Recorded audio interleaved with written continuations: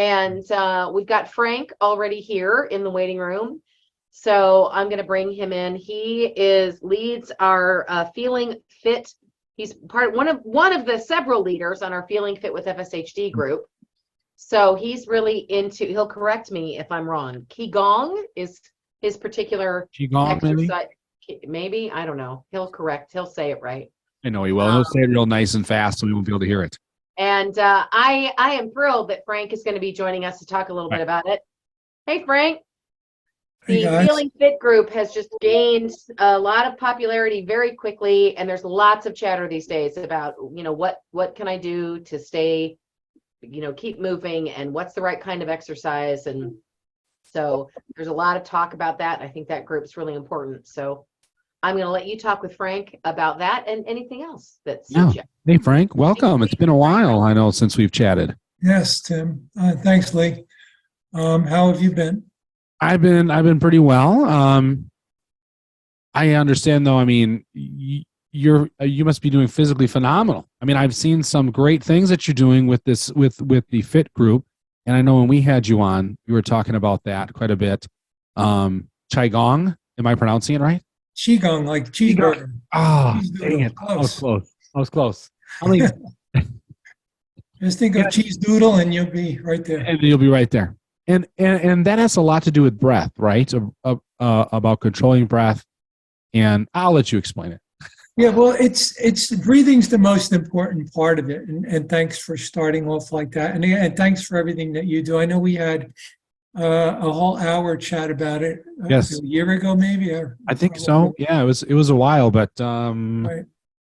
It was episode 39 is what I got. But it is most of it is the root of it is breathing. And in the whole Feeling Fit thing, if I can just back up and please bring it forward. So we started talking about it around April. And I think June wanted to expand the wellness into a more of a physical activity versus just wellness, the general topic. So a few of us from literally around the world got together. The task force is there's folks in Europe and in Africa, Canada, myself here on the East Coast. And anyway, so we pushed it through the summer, and then we kicked it off in September. I offered to kick it because I have material and I'm ready to go, and I'm not relying on anybody to. Some folks wanted to have maybe the physical therapist come on board or whatever. So anyway, we've done September, and there was a woman, Priscilla, who did October. She went through some of her exercises, and I just finished up with November. We had a short month because of the holiday. And then I'm going to do December, and then we're going to kick off next year with the whole, some other folks who are going to be ready to go. So September, I did some intro to breathing, and I did some abdominal exercises for folks to work on. And again, I think the intent of it is that we do a second and fourth week in the month. Mm-hmm. The second week is the first session is a presentation and to get people understanding what they're doing. And then the fourth, the second meeting of the month is a review. People come in with questions, and then we, it will go over it again and add to it if folks are keeping up. The intent is from my standpoint, and you and I again have had this conversation before, is that my thing is it's a daily practice. And my joke is, I taught a seminar and someone asked me how often do I practice? And my response is, what part of daily don't you get? Because it's and I do it, my credo on the FSHD website is I practice every day because FSH never takes a day off. Right. That's my way to fight back. So, and that's, I'm trying to motivate people to get involved, because I think beyond this, my next, and if I'm able to expand this, great. If I'm able to get people involved in doing it. And like we do it seated so anybody can participate. That's a big thing. People ask about the standing versions, and I'm happy to demonstrate those also, but anybody can come on and do it. And it's not like we're doing, 50-pound dumbbells. I said, if you can move your hands, if you can, and like said, it's based on breathing. So if you have a problem, breathing, that's a bigger issue. Or if you're not breathing, it's a really big issue. But to come on board and work with us, and where I'm going with this, Tim, is with the carrot hanging out there. 2 years from now is 2025, and that's when we've been hearing we're going to have some results available from the society, and whether that's a cure or a treatment or a combination of both. So I think what that's going to manifest itself as is a big question mark. What is it? And I'm looking at it from a 10,000-foot view now. But when a treatment or a cure does come, what's it going to look like? We don't know. But my pitch with doing this fitness stuff is you got to be ready, because if you're in good shape, or you're in the best shape you can be, that might push you to the top of the list. And it might be, I hate to say this, but people sitting around, if you're sitting around waiting for the magic pill, it might be okay here. You take the pill, it's a daily thing, but you might have to do therapies. You might have to get yourself physically back in shape, because if it's going to be a freeze it where it is, with and a lot of people are cool with that.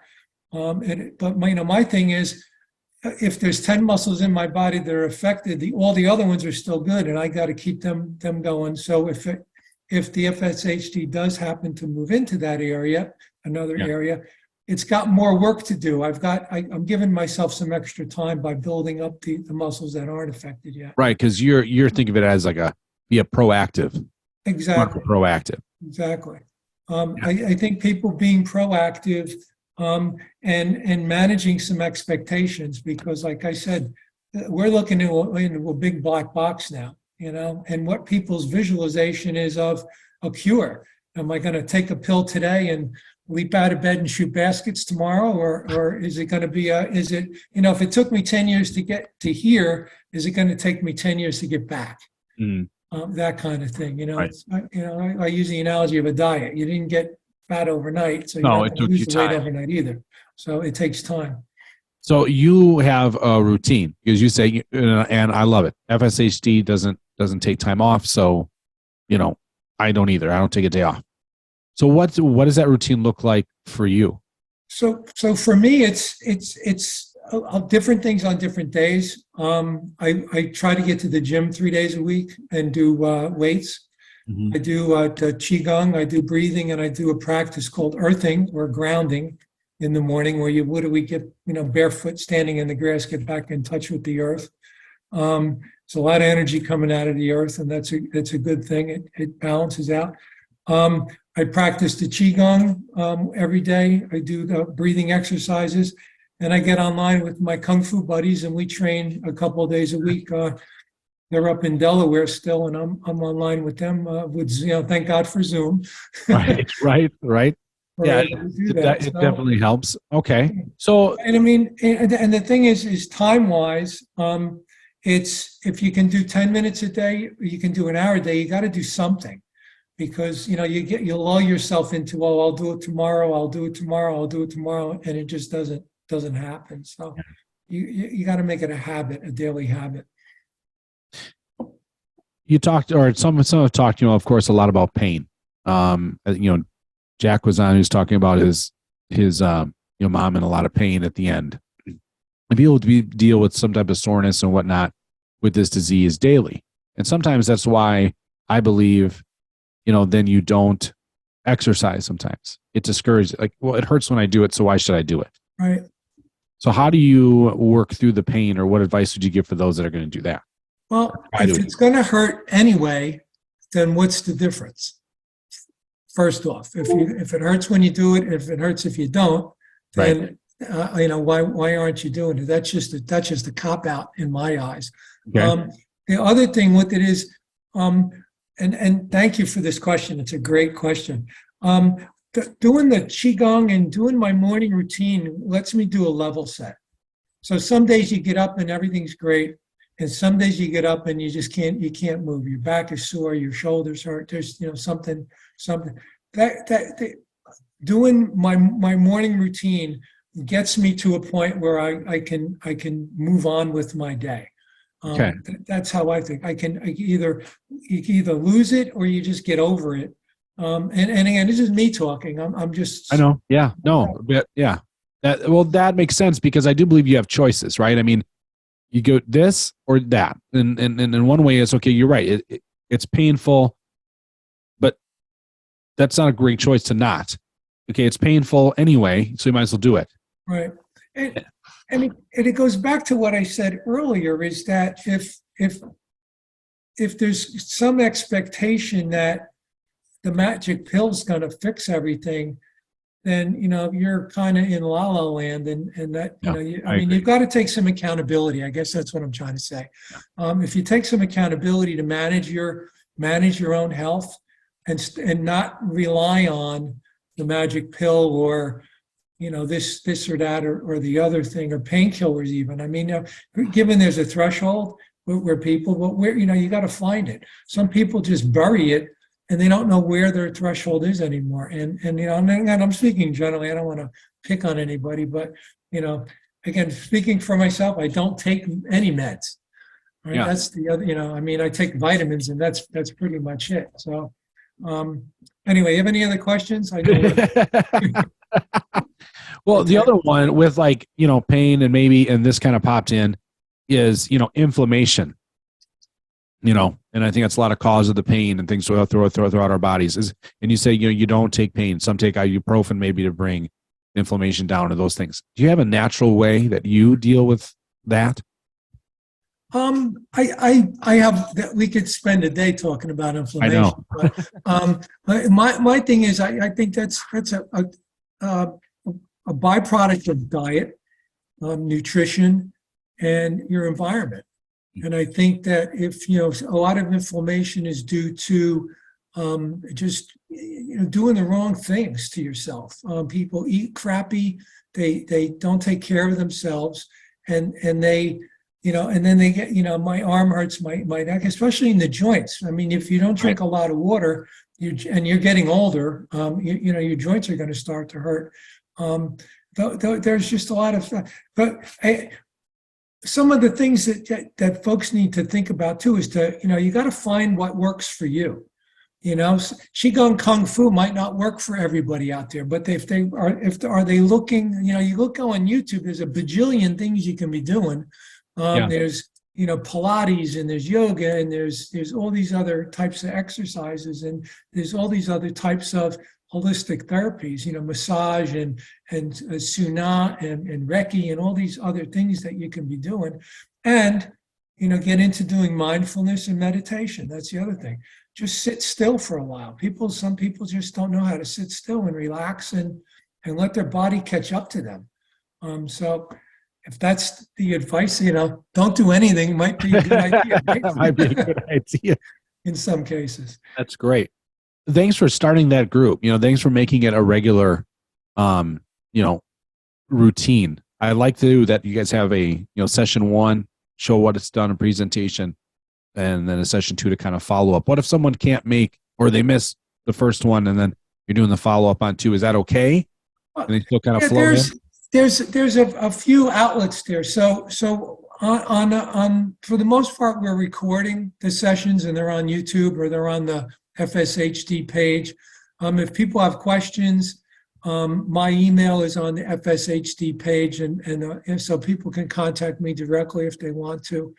So there's outlets there. It's not like it's a closed, and it's so I think there's a dozen people that get on the call weekly. I think we're up to a dozen. We started out with maybe 5 or 7. We're up to about a dozen now. We got some regulars coming back. And then there's I think, some of the videos got 100 hits on them. So people are looking at them. whether they're doing that, because we're in the middle of the day. And, Right. I'm on the East Coast and it's noontime. It's only 9 a.m. in California. People are just getting up and getting going. So I think if people, the opportunity is there to people to go back. Like you said, if you miss On a demand. session, you could easily go back and watch the video. Excellent.